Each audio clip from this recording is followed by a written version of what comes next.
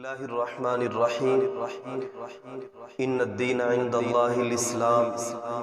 صدق اللہ العظیم۔ آسماں ہوگا سحر کے نور سے آئینہ پوش، پھر ظلمت رات کی سیماب پا ہو جائے گی، پھر دلوں کو یاد آ جائے گا پیغام سجود، پھر جبیں خاک حرم سے آشنا ہو جائے گی، شب گریزہ ہوگی آخر جلوہ خورشید سے، یہ چمن معمور ہوگا نغمہ توحید سے انشاءاللہ تعالی۔ اللہ تبارک و تعالی کا دین دنیا میں غالب ہونے کے لیے آیا ہے۔ وقتی طور پر کچھ مشکلات ہیں، لیکن جس انداز سے امت مسلمہ اٹھ کھڑی ہوئی ہے، انشاءاللہ وہ دن دور نہیں ہے کہ جب دین اسلام پوری دنیا میں غالب ہوگا۔ ہمارے ملک پاکستان میں ایک واقعہ رونما ہوا۔ میں نے اپنی زندگی میں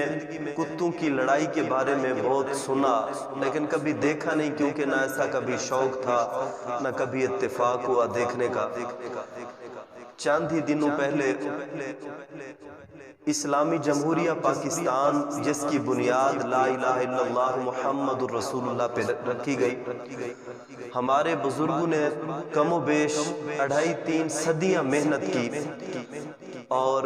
بڑی قربانیاں دی اور نعرہ لگایا پاکستان کا مطلب کیا، لا الہ الا اللہ، دستور ریاست کیا ہوگا، محمد الرسول اللہ صلی اللہ علیہ وآلہ وسلم، یعنی اسلام کے نام پر بننے والی یہ عظیم ریاست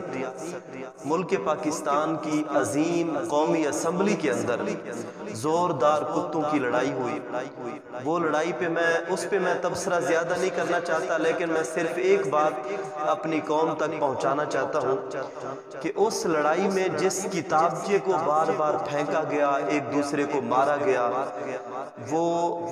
سینکڑوں بار اس کو پھینکا گیا، اس کے پہلے صفحے پر لکھا ہوا تھا نحمدہ و نصلی علی رسولہ الکریم اور بسم اللہ الرحمن الرحیم، یعنی یہ قرآن مقدس کی آیت اس پر درج تھی، بسم اللہ شریف،